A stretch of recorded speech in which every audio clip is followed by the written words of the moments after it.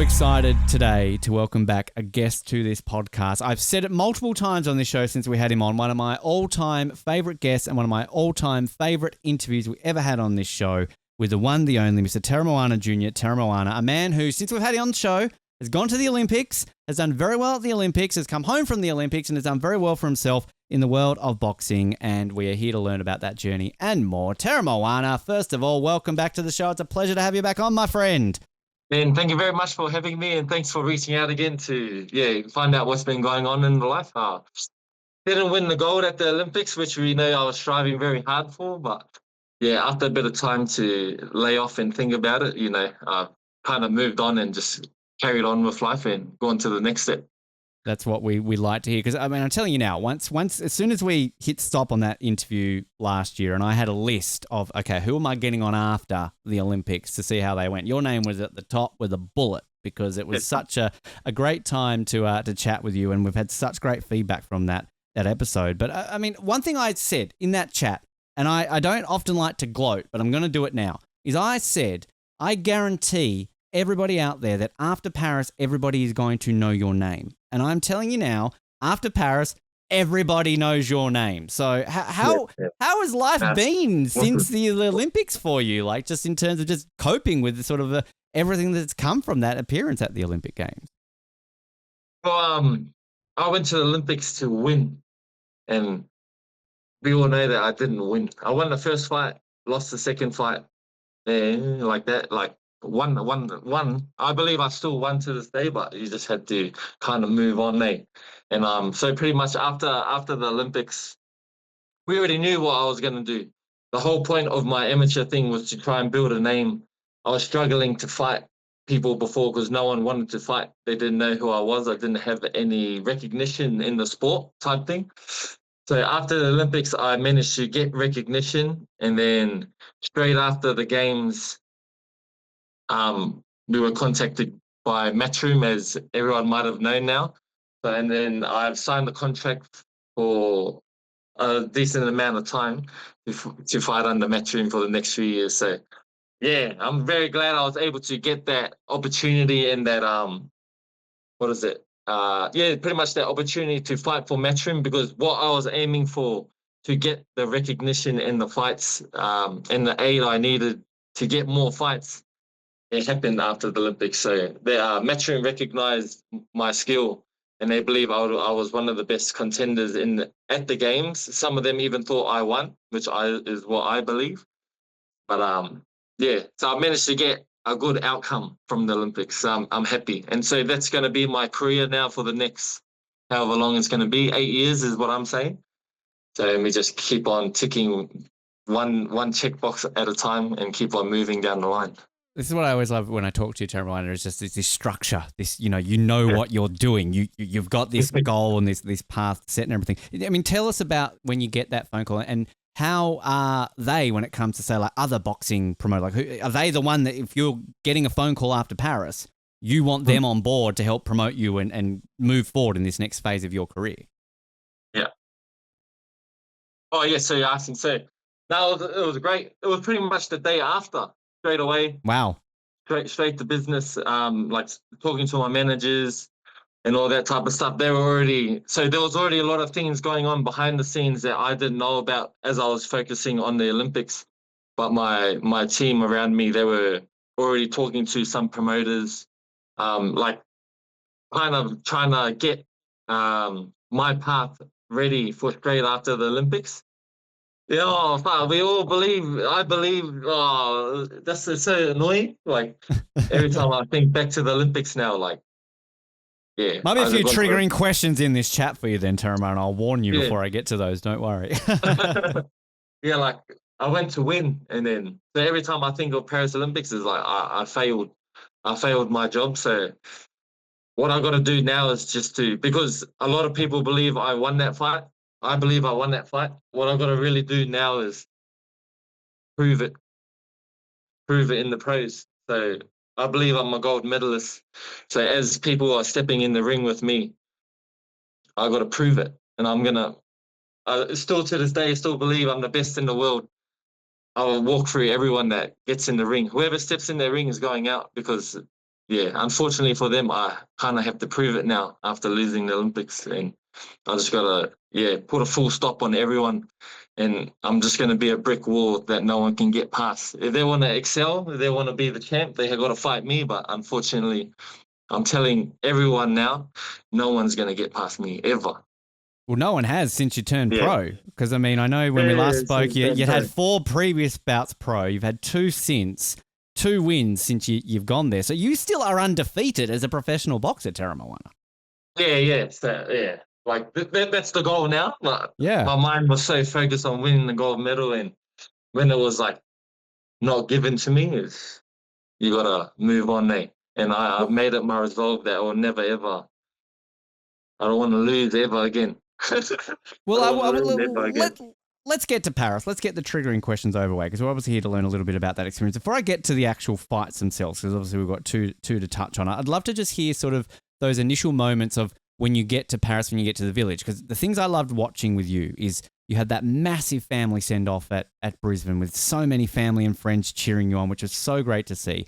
And then all your posts in the village, I mean, it wasn't surprising that the media lapped you up. You're having Channel 9 filming you while you're eating your lunch. And then I remember sitting in that press conference when you're alongside Harry and Caitlin, and every single person in that press room in Paris was milking everything out of you because you were so entertaining. But like, how did you find that pre-fight era in Paris and dealing with all of that attention and everything before you actually got in the ring? I was actually pretty chill, as it like my approach when it comes to everything is I'm a boxer. My job is to fight whoever you put in the ring with me. Like that's my job. Nothing matters really until the bell goes. I've said this a few times. Like when the bell goes, everything matters in the ring. Outside the ring doesn't matter. It's just so anything outside the ring, I just try to like enjoy, be myself, and just have a good time. But like in regards to having those experiences, like with the press, like also awesome to get that because that was the first press conference I've had ever. And then pretty You're a much straight natural. after, You were so yeah, good. pretty much straight after when we turned pro, I turned pro in December again. And then they had press conferences. And lucky for me, I had the experience from the Olympics at the press conference. So I kind of just wing it, and have a good time, have fun. I know back in Monte Carlo, I was going on about because it's called Monaco.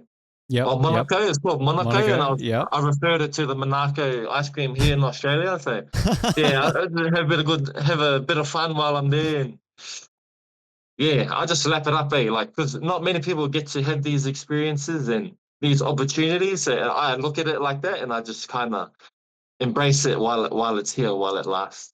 Because that's just the thing. Like you talk about, like just being that person. Like it's so natural seeing. Like there are certain people which maybe they're putting it on a bit for the cameras, or they're enjoying it, but it just seems to come so natural, and that's just who you are. That's just Teremoana, right? Yeah, I think so. Yeah, no, I like to have a bit of a joke, especially with my family and stuff, and yeah. So everyone's getting the real me on the world stage, which is amazing. That's what I want. Which can I just add? One of the favorite parts I had of our chat was sort of this discovery that you had family who grew up in the same part of Hobart that I am. I'm literally recording this interview not far from Glenorchy, funnily enough, right now, Teremoana. But your grandmother reached out to me, and then your mum also reached out to me. I had some great conversations with them and obviously hooked them up with the interview and everything like that. But just, again, my personal interactions with you and your family have been nothing short of incredible to just really showcase where you get this level of just humbleness and joy for life. I see that. Like it's just come from the entire clan of people that you're surrounded by. Pretty much. And like that every time I go out and fight, I say that. I'm a representation of my family, of who brought me up. I'm the product of what my family has made, and I'm just sharing it with the world now. We're all seeing it. As I said in that last chat, people are gonna sort of know your name with that. I want to talk that first fight. Now, 156 seconds, Teremoana, and you get the knockout, you get the win. You're cruising through. And this was just incredible. You are the first Australian in Olympic history to win a super heavyweight fight at the Olympic Games. And from that moment on, everyone was going Teremoana Jr crazy. And you're just, again, but back sort of to what I'd already asked about, that attention. Again, this was a job for you. You went there to win gold. So that, I can imagine for you, was just a case of, cool, that's one done. I've got three more to go. Yeah, pretty much. Pretty much once he was done, it was pretty much, I was on to the next task, which I knew would have been the Uzbek. He was fighting the Norwegian when I walked out. Yeah, and he ended up winning. So I was straight on to the next goal because I'm there for gold. And yeah, we all know how that fight turned out. So we're going to get to that, but I mean, 156 seconds. This is done in the first round. Like, I mean, is that the strategy? Is the strategy with the coaches going like, let's just get this done over with so we can just move on to the next one? Or did that just sort of get to a point where, because you're kicking his ass. I rewatched that fight before this interview. You had him on the ropes within like 10 seconds, basically. Yeah. You absolutely had his number. So, I mean, the style and the way that you won that bout must have just added more confidence to what you were there to achieve. Oh, 100%. Going into the games, I was confident. Even like, I'm confident now, the same confidence. I believe, going to the game, I believe I'm the best in the world. Like, and it showed when the Ukrainian fought me, because he fought me the year before, and he actually beat me the year before. And then after that year of development and going back to the amateurs and fighting him again, we could see the amount of growth I grew in that 1 year, and I was levels above. And yes, every single person on that Olympic list, every 16 fighters, I had them all covered. The only one I knew that was going to be the toughest challenge was the Uzbek. And like, when I say toughest challenge, because he runs away, like, thinking about it, I still believe to this day I won that fight. That's why I don't really like talking about it. It's kind of in the past, and I just got to kind of prove with my ability now. Anyone who steps in the ring, I just got to take them all out until I get the Uzbek again and I get my rematch. Well, let's get it over and done with them. I'll just touch on that fight because there was one I want to ask, but like, because I remember you talked about him in our last interview because you had lost to him at the World Championships, if I'm not mistaken, previously, which you said you had, and I was there. I was there on the day that you went up with him, and just watching your body language and the confidence and your coaches and everything along those lines. I mean, you stood there in the ring as the arms are about to be lifted, and you were obviously very confident. So, I mean, without going too much into detail, because obviously you don't want to talk too much about that fight, but like, looking back on that now, where was it won? Why didn't you win? And what could be done differently? So yeah, you're gonna look at it like that. So before the fight, my coaches asked me, "What do you want to do? Do you wanna like fight, or do you want to box?" And then I said I want to box because I know I can outbox this fella. And then that's what happens. And then first round, I put it on him. He landed 2 punches in the whole round. I landed way more than 2 punches.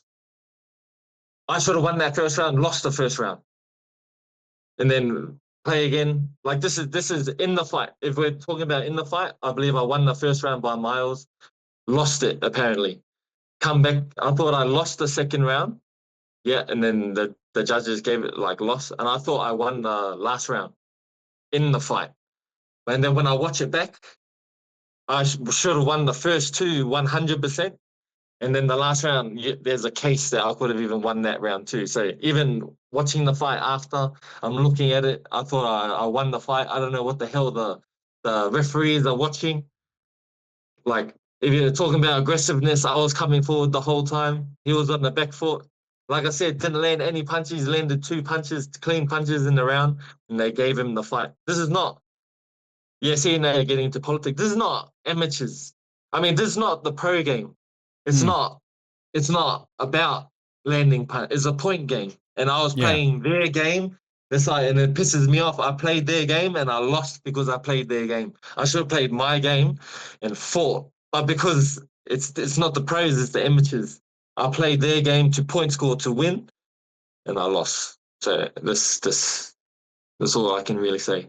And I can imagine that's the most frustrating thing about your sport is that with the referees, yeah, and it's always so contentious, isn't it? Like, it's what after that match then? So you lose. I remember being in the mix zone with you, and again, you are who you are. You're always very sort of, you got a smile on your face. You know, you can tell you're disappointed, but obviously, you know, you're gonna have a smile. On to the next one. Cool, that's just who you are. Yeah. But like, as soon as the cameras are off, as soon as you get back into that locker room, as soon as you're on with the coaches, what's the mood? What is said at that point? How are you reacting at that point? Then that this is all done with right now.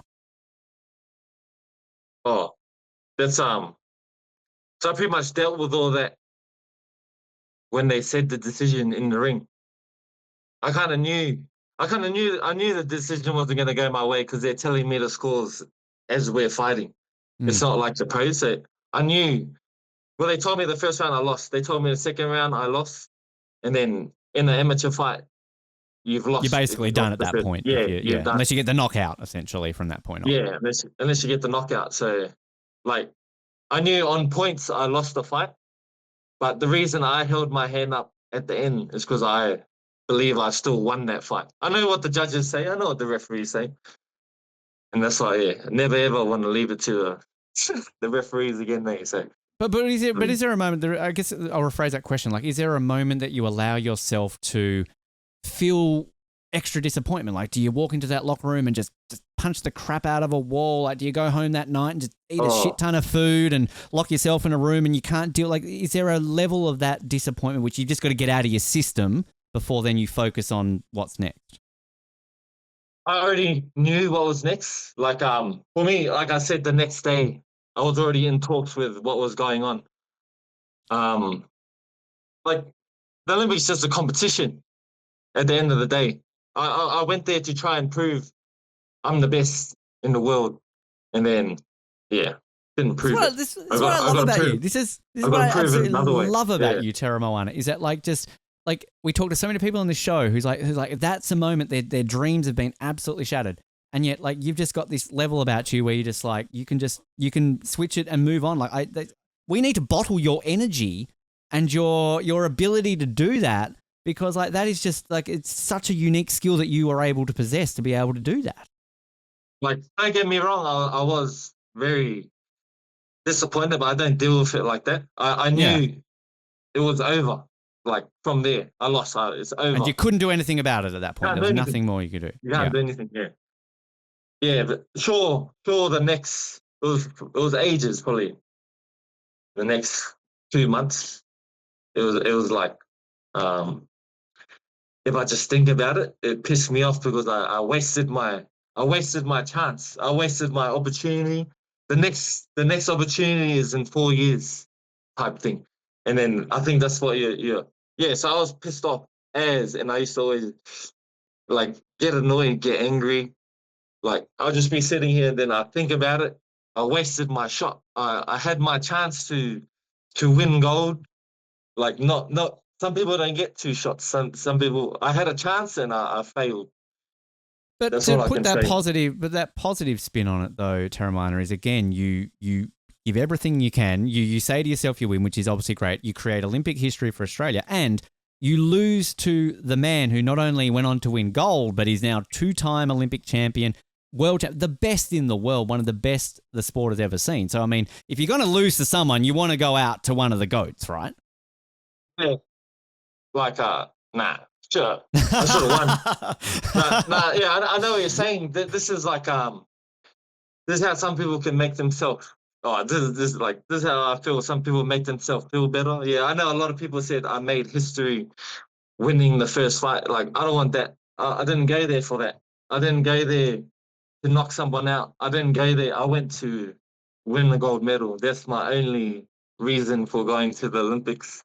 And unfortunately lost, but what can you do? So what I want to do is I want to train so I become levels and levels above everyone, because I'm levels above than what I was at the Olympics now. Yeah. I just want to keep on progressing, keep on getting better. So when people that think they're good get in the ring like the Uzbek, it's not even a challenge. I don't want a challenge anymore. I don't want to ever leave it up to the referees anymore. I want everyone to know that when they step in the ring with me, they're going to feel pain and they're going to lose. And that's what's going to happen to everyone now. The hunger just gets more, just keeps going on. Because I keep on telling my coaches, if I won that gold medal, I probably wouldn't be here. stuff it. Like, what do I have to keep on boxing for? I done my job. I proved, like, with the gold medal. Yeah. So that was my mentality. I believe God has different plan for me. That's why He didn't allow me to win the gold This medal. this is the thing too that was definitely evident on the ground, and we talked about this before you went to Paris, but that mood and everything you're saying and just how that translates across the entire boxing team for Australia in Paris. Obviously, as we know, the largest ever boxing team ever sent, most successful boxing team in more than 60 years with the 2 medals that were won. But it just, that mood seemed to translate between all of you, because at the end of the day, there were, of 12 of you, only 3 of you, sort of get past the first round, but it was still, you're all still there cheering each other on. You're all there supporting. I mean, it was just great to sort of follow Caitlin's journey and sort of Charlie's journey, and seeing you all still being there by their sides along the way, even though you're obviously all getting over your own disappointments. But I mean, that's I think what you're saying, what everybody else has said, like, just boxing in Australia seems to be at a really good point right now, given sort of this mood and the results that we're obviously ultimately seeing across the way as well. Yeah.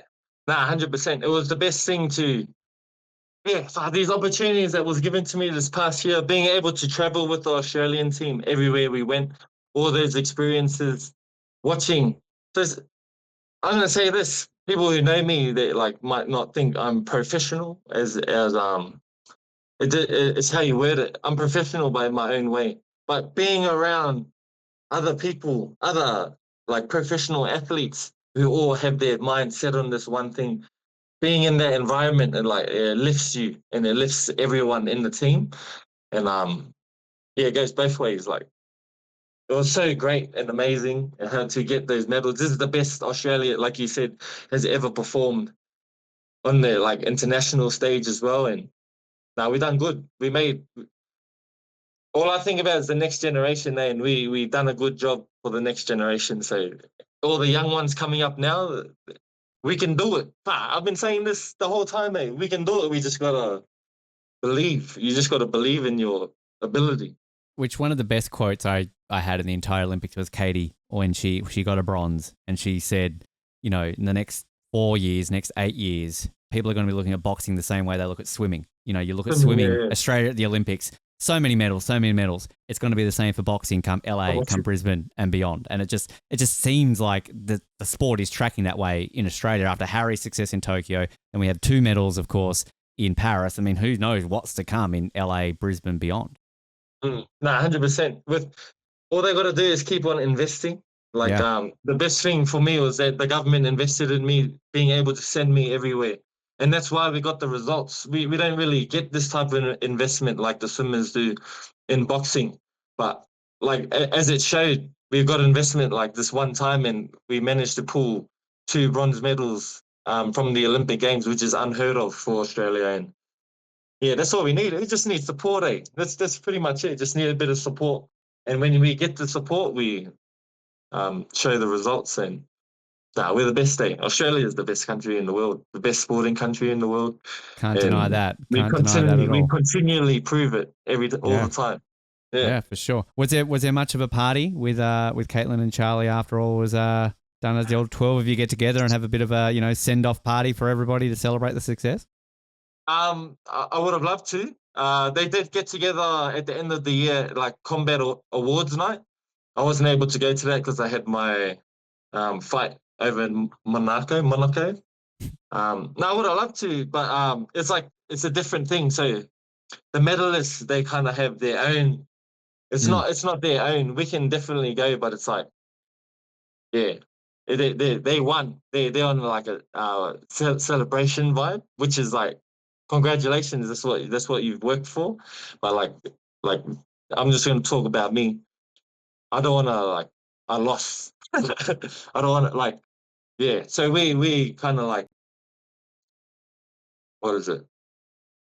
After the Olympics, after I lost, I didn't want to be there. Yeah. Just wanted to sort of move on and kind of just get to the next phase, basically. Get to the next one, because all it was while I was there, enjoyed myself, enjoyed the village, enjoyed watching my other athletes compete and stuff.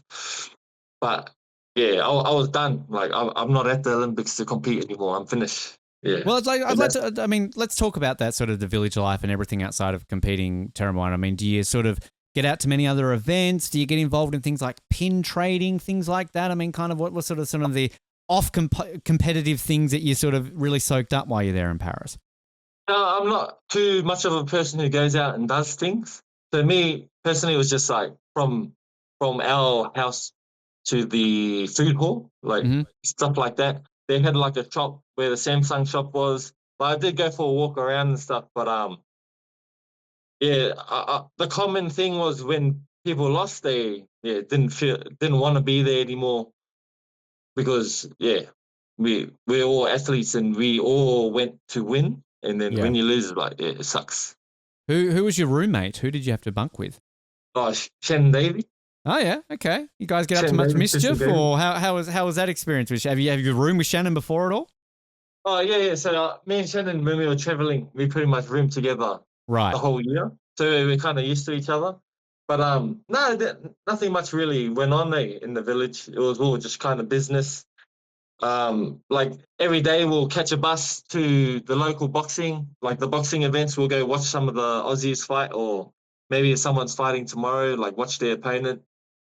Come back, have a feed. It was pretty repetitive in that regard. Hey, like there was a few days, like 2 days, we went out, seen the Eiffel Tower, did a bit of Mm-hmm. tourist stuff.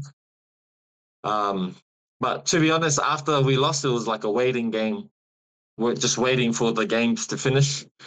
This was like the first games I never really watched the other events, because usually I'm watching it on TV all the time. But uh, at the village, you didn't have TV in our rooms.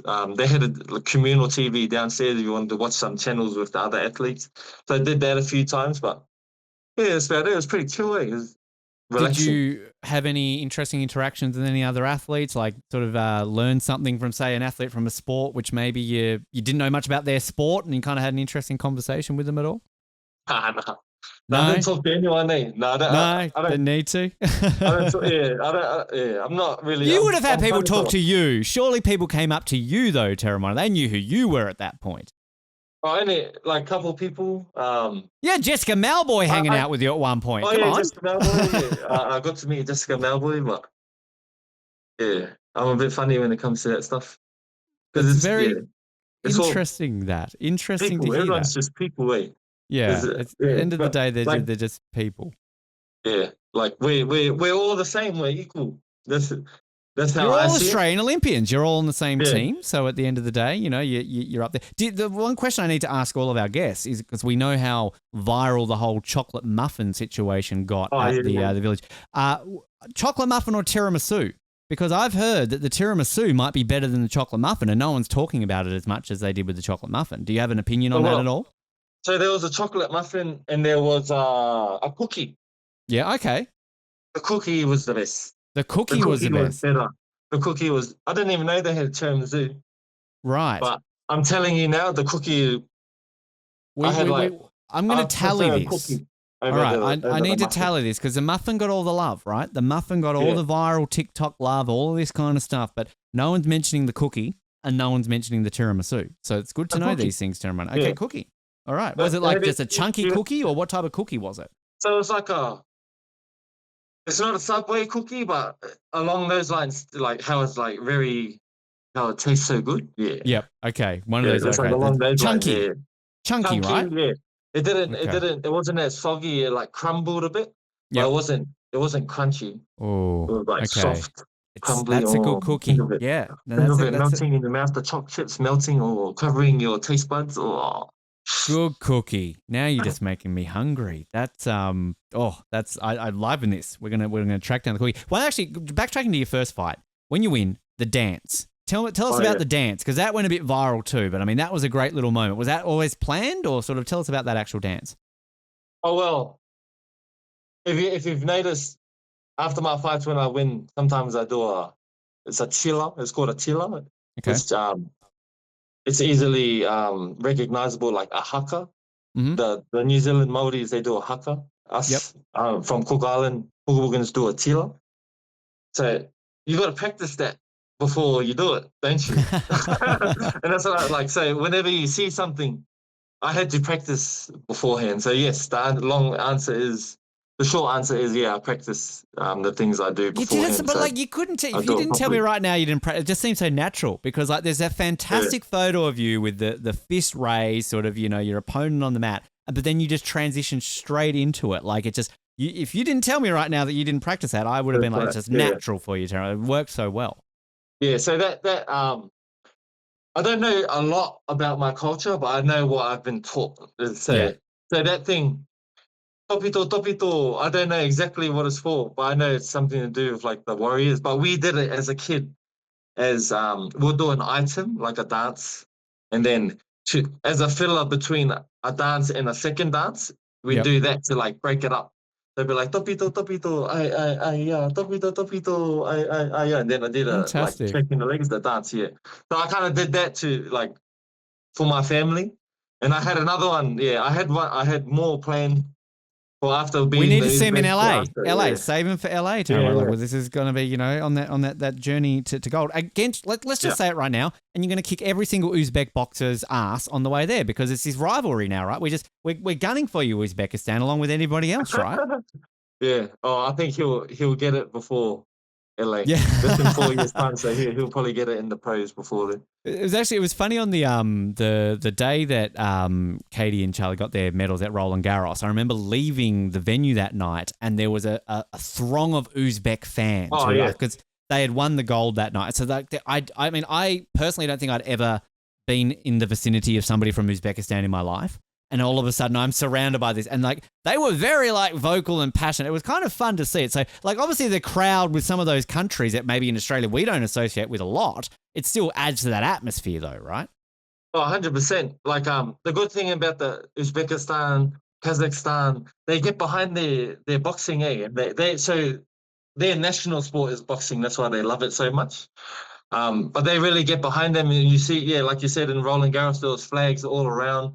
Because I think Uzbekistan won about 8 gold medals. I think it was Yeah, 8 gold something was medals. up Yeah, there. Yeah. something ridiculous. Say, and like they're very good athletes. They're very good boxers, and like you can't really take it from them. Like they've done a good job, and they're nice people as well. It's just like in the ring is like yeah, it's just fighting in the ring. Eh? Like So nothing there's is no smack personal. talk? There's no Yeah. smack talk happening, is there at all before or after a fight? They're pretty respectful or They're pretty respectful way. It's usually the fans in the comments online. It's usually just them.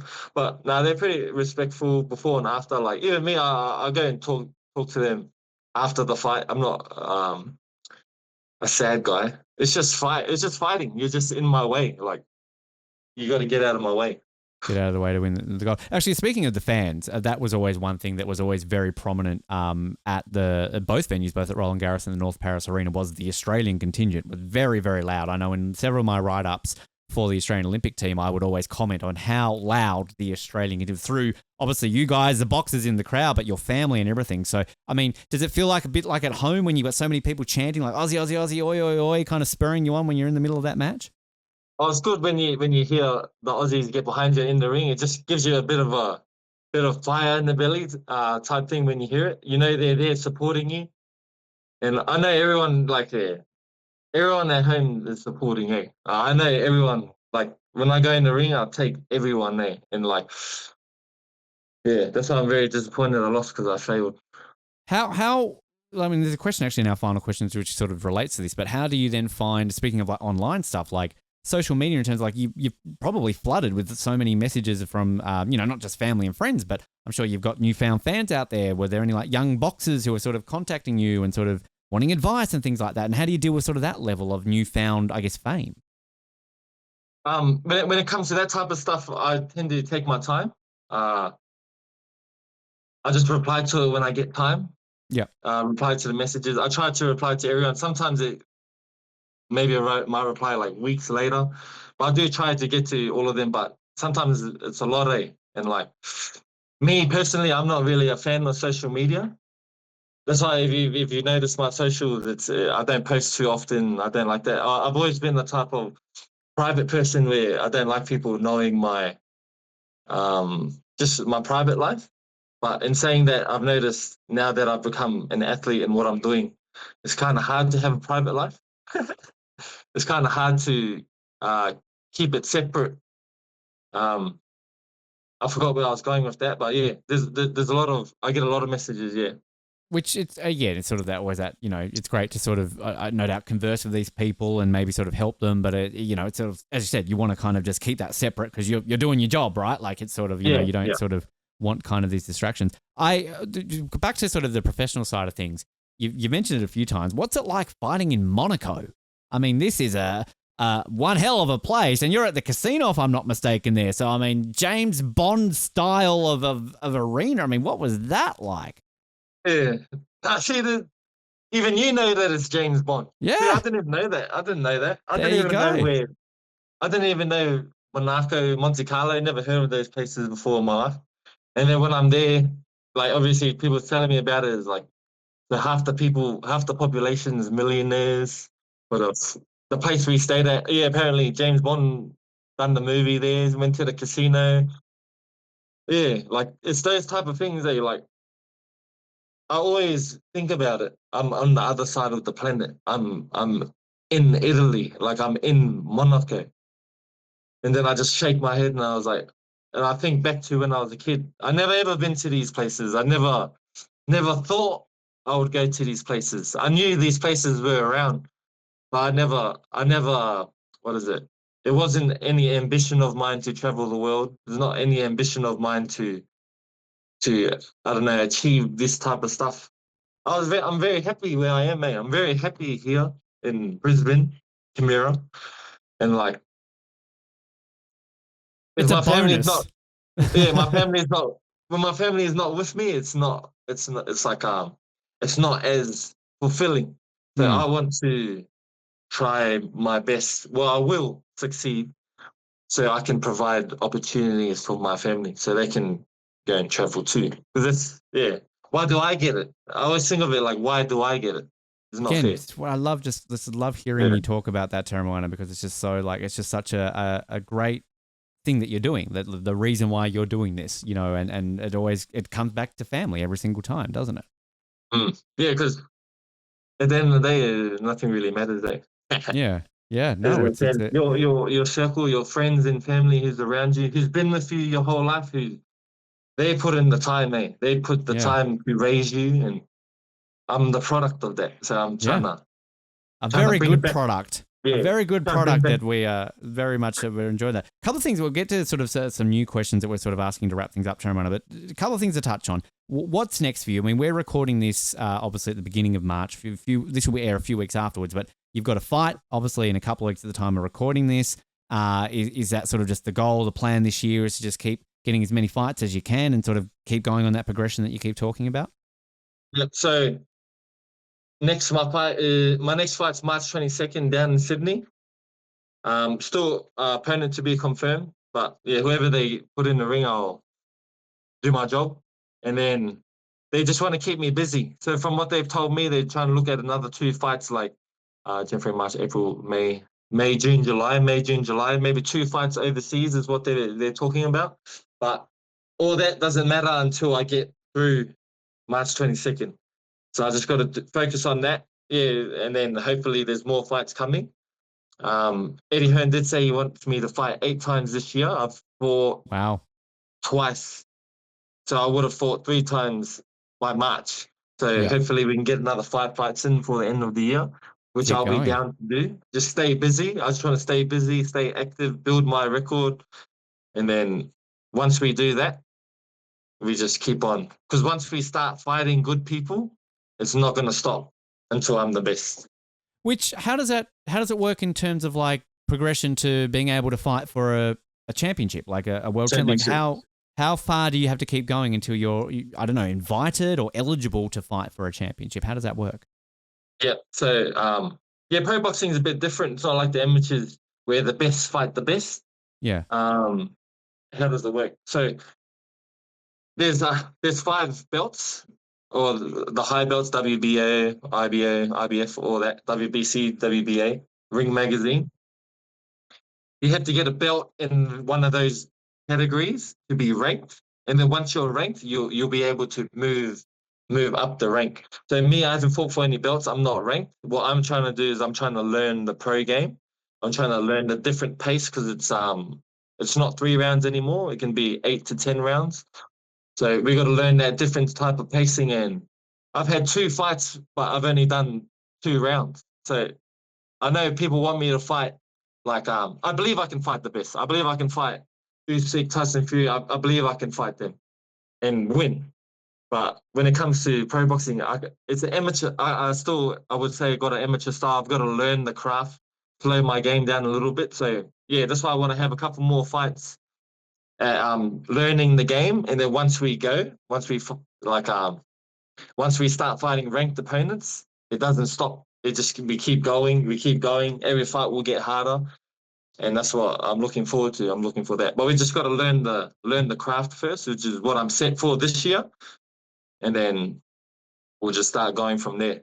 And I guess it's always looking ahead, revisiting where you're at, and then say, for example, if we were to talk in, 2.5, 3 years' time when LA's on the picture, then you would sort of sit down with management, sit down with coaches and work out whether, hey, let's give the Olympics another crack or let's keep going with the professional career.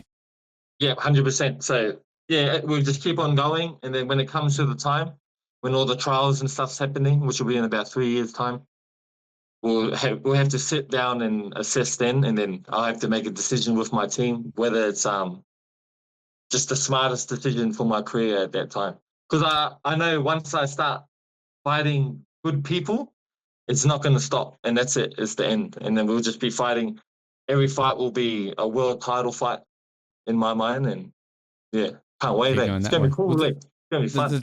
The two things I look at still with your career, though, Teremoana, is the fact that 2032, home Olympics, literally in your backyard in Brisbane. Yeah. And the other one, which I haven't forgotten about, is your rugby league career. We've got to get you on the New South Wales Blues at some point, right? You met Wayne Bennett, so you've got some connections there now in the rugby community, right? You're talking to the New South Wales Blues about this 30-second appearance you want to get on in the run-in when they're winning the next Origin?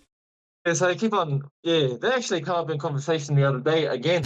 We were talking about it, but no, I would love to, I would love to have a run, but we just have to, I think I have to win the belt because what did Wayne say? Wayne said if I win the gold, he'll let me run on.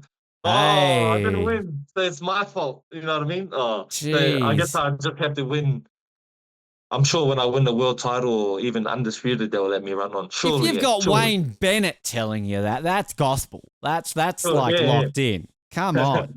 Like, wow, that's I like hearing that. Was it a bit of a boost watching the Blues win the Origin when you were over there in Paris? And we were sitting in a media room. I was surrounded by everyone from Sydney. I'm going for the Maroons, and all of a sudden I'm like, crap, I'm going to go hide in the cupboard somewhere. So it was actually we were in Germany at the time. And It was me, the physio, Josh McCabe, and Charlie Senior were watching it. So they're both Queenslanders. I was the only Blue, so I loved it. You were happy. That's at least the point. Isn't Charlie from Perth? At least there was one person there to rub it in, mate.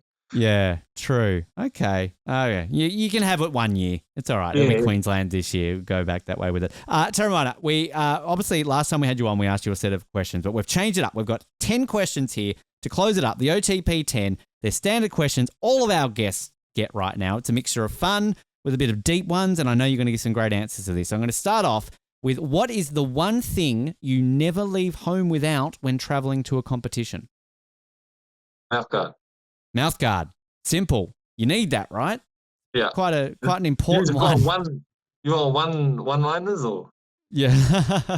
Just kind of works. Not one-liners. No, you can give as much as you want with this. So. Yeah.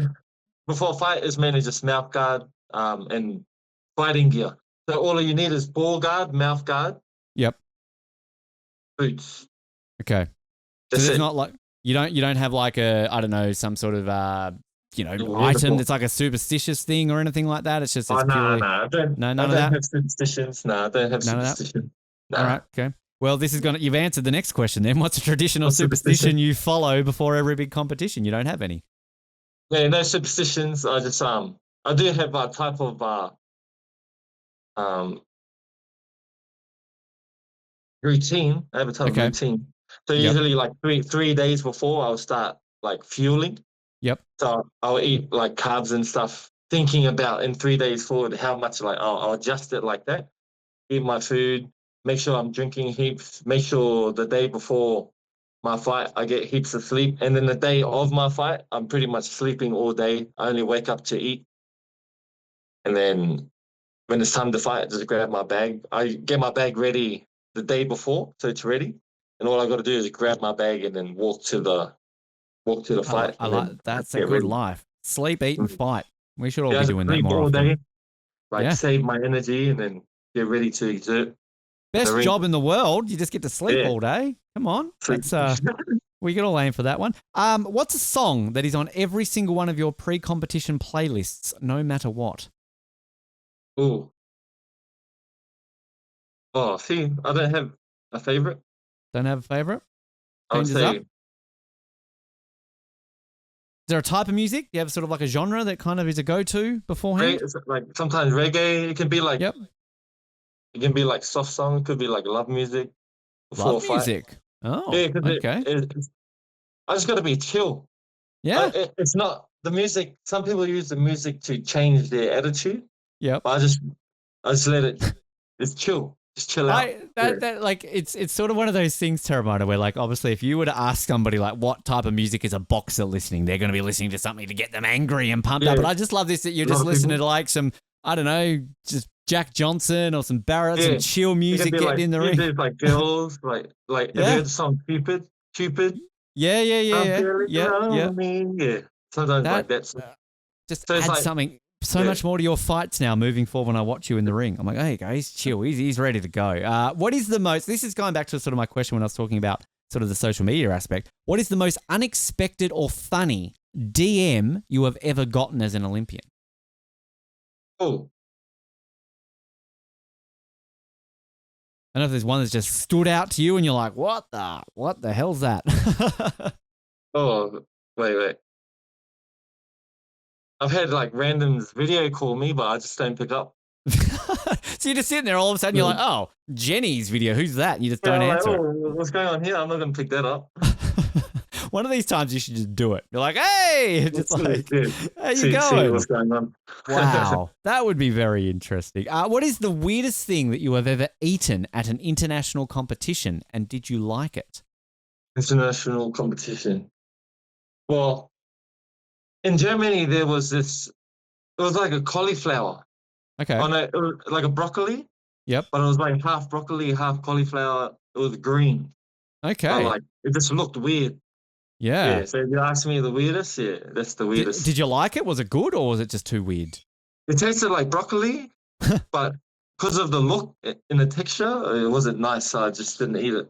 That's fascinating. Wow. Yeah, Okay, that's then right. I need to look that up. Speaking of food, do you have a guilty pleasure meal after a big competition? Like, is there one food you go to once you've had a big fight? Yeah, there's this place called Soul Bistro in Sunnybank. Okay. It's a pretty much just a buffet, or you can eat fried chicken. Oh, So fried good. chicken, KFC, like fried Oh, chicken, yes. anything fried, greasy, or I see that. like I see you look that as a challenge. I see an all-you-can-eat with Teremoana showing up. They're locking that place down. You're putting them out of business. You would be going to town. That's a good place. I go there a few times. Wow. Shout out to them. I like the sound of that. If you could swap sports for a day with another Olympian, what event would you choose and how do you think you'd go? For one day. One day. I mean, there is rugby in the Olympics, rugby sevens. It's not league, but, I don't know if that might be the obvious Oh, one. like javelin? Javelin. You Yeah, would do well. You'd javelin. have the arm, like you'd have the power for that. Javelin, maybe shot put. Okay. Yeah. Because I Yep. reckon I'll be a better shot putter than a javelin, but I just want to You'd prove have them that wrong. So that do power. javelin. Okay, yeah. Well, get Kelsey Lee Barber on to give you some javelin tips. That would work out all right. If your Olympic journey were a movie, Teremoana, what would the title be and who would play you?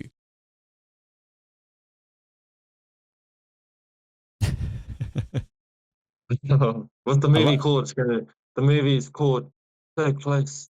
And who will play me? Who will play me?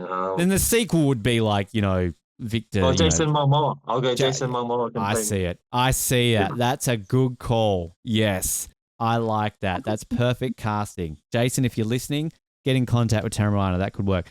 Two more to go, Teremoana. What is the one question that you are tired of being asked, and what's the one that you wish people would ask you instead? The question I'm tired of being asked is, do you play basketball? And then the question I would rather them ask me is, you know who Jesus is? Oh, Yeah. Hey, and there I you say, go. yes, Deep. I like yes. that. Wow. How are you at basketball, by the way? I'll ask that question as a follow-up. Yeah, Any good? no, I don't. All good? I do boxing. So I usually go, Boxing. oh, no, I do boxing. And then they look at me like, oh, I don't want to mess with you. And The, I'm like, the yeah. the scariest thing I have about that question now is the fact that if I have already asked you that question, so like if you had said like, oh, I'm sick of people asking me how did I go in Paris or do I like the muffin, then I'll be like, oh shit, my job's pretty Oh. crap at this point. But hey, basketball, I didn't ask you about that one. All right, It's last one hard. for you. This is the deep, hard question to ask you to close out this chat, Teremoana. What is one lesson that you have learnt from losing that you think has shaped you more than winning? Well, losing is lessons, and you tend to you tend to learn a lot faster when you lose because it kind of shows you your flaws because your flaws is what made you lost. Oh, it's like Oh, that. Yeah. I need some music in the background to play at Oh, that. yeah. That Yeah, but like, works. that's Wow. about it. Good it. I like Mm. it. Teremoana, Lessons, it is lessons. just beyond lessons. Lessons. Exactly. That's what we want to hear. It is beyond a pleasure to have you on this podcast any single time, mate. We definitely appreciate your time. We're matching shirts. People listening to the audio right now, head to YouTube, see the t-shirts that we're wearing. Can people still get these? Are they still for sale or do you have other shirts? Because I love your Oh, merchandise. Can I just say that? yeah. Nah, thank you. Thank you very much. It represents everything. Got Australia, Cook Islands, and Teremoana. It Established is 2020. That's It when is my boxing journey fantastic. And all the started. sponsors are on the back, of course, all All the sponsors your on the back. very, very worthy sponsors, which obviously, help supporting you out there, mate. But like, as I said, always an absolute pleasure. We can all just wish you the absolute best of luck moving forward. Keep this undefeated streak going. And that gold medal that you deserved in Paris is coming your way in LA in 3.5 years' time. 100%. Yeah. Just keep an eye out and yeah, I'll keep on causing ruckus on the world stage.